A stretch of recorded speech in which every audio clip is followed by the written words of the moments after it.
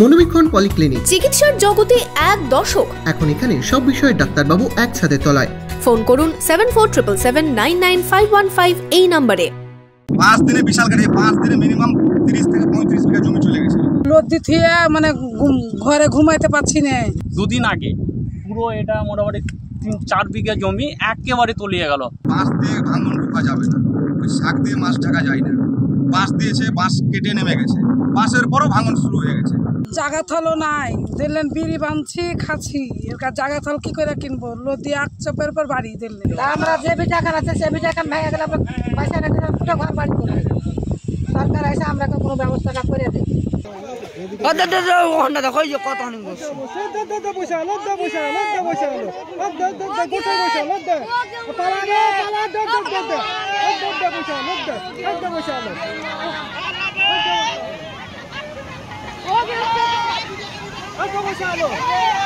বারবার বাঁক নেয় নদী, উঠছে ঢেউ, আর মাঝরাতে ঘুম ভেঙে যায় পাড় ভাঙার শব্দে।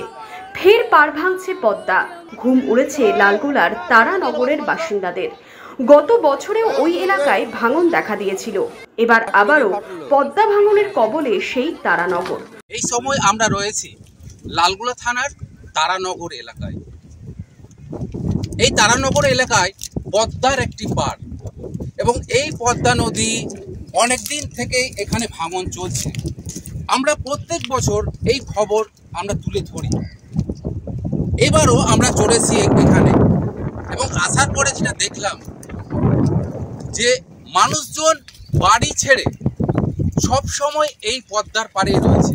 কারণ একটাই, তারা বলছে রাত্রিবেলায় আমরা রাত ঘুমাতে পারছি না। গত 5 দিনে বিঘের পর বিঘে জমি তলিয়ে গেছে পদ্মার গ্রাসে। ভয়াল নদী ভাঙনের আতঙ্কে নদী পাড়ের বাসিন্দারা। এই পদ্মাটা আমি যদি প্রথম থেকে বলতে যাই, মোটামুটি 1 বছর আগে প্রায় আপনার 40 বিঘা দূরে ছিল পদ্মাটা। সেখানে প্রথমে কাটার পরে আপনার সরকারের লোক আসে, দেখে কাজ হবে এসে হঠাৎ হয়ে যায়, কোনো কাজের কোনো উদ্যোগই হচ্ছে না। তারপরে এখন ভয়াবহ যে দুর্ঘটনাটা হয়েছে, মোটামুটি 15 দিন থেকে গ্রামবাসী ঘুমাইতে পারছে না। আস্তে আস্তে নদী কাটতে একেবারে একটা বলখালা ফিল্ড ছিল, সেটাও কেটে গেল, নদীর তলায় চলে গেল। এখন দেখুন এখনো ভাঙছে।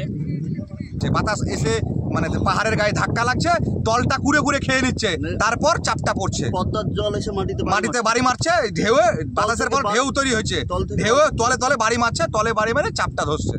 এই একাটার চাপ 5 কাঠা 4 কাঠা করে নিচ্ছে, একাত বাড়ে নিচ্ছে, এভাবে তল বসিয়ে নিচ্ছে। আপনারা দেখতেই পাচ্ছেন এখানে মোটামুটি 10 কাঠা মিলে একটা চাপ নিয়েছে।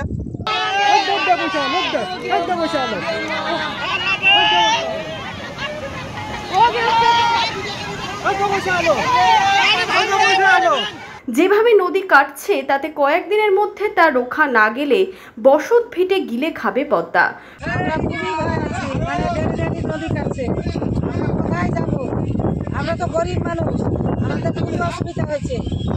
তো সরকার এসে আমরা কোনো ব্যবস্থা করেন, আমরা তো এক চাপের মধ্যে আছি। আমরা গরিব মানুষ খাটতে পারলে খাইতে পাইলে তারপর নদীকে পালাবো। প্রশাসনিক আধিকারিকদের দেখা না মেলায় পদ্মা ভাঙনের পর ফুঁসছেন এলাকার বাসিন্দারা। যদিও বাঁশ ফেলে কোনো মতে ভাঙন রোখার কাজ শুরু হলেও কাজের কাজ কিছুই হচ্ছে না বলে দাবি ভাঙন কবলিত এলাকার বাসিন্দাদের।